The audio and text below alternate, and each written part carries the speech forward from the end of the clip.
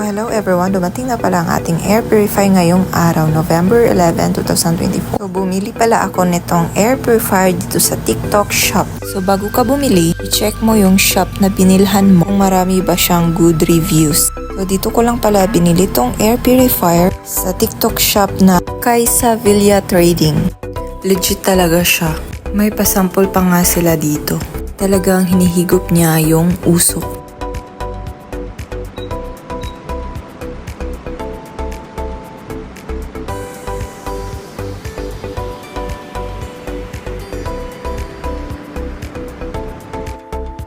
So ayan na nga, dumating na ang ating pinakaihintay na air purifier ngayong araw na to.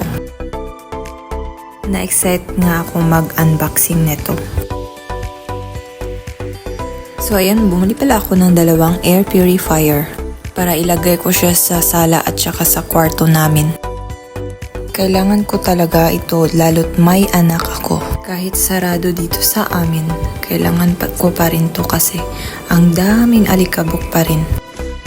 Ang kagandahan pala nitong air purifier, may remote na pala siya.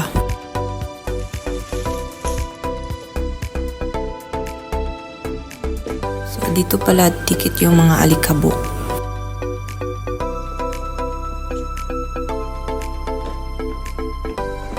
Maganda din siya kasi ang gaan-gaan lang.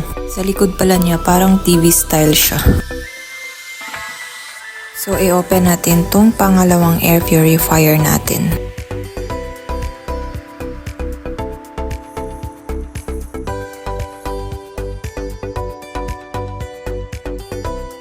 At may iba't iba siyang function like itong onion,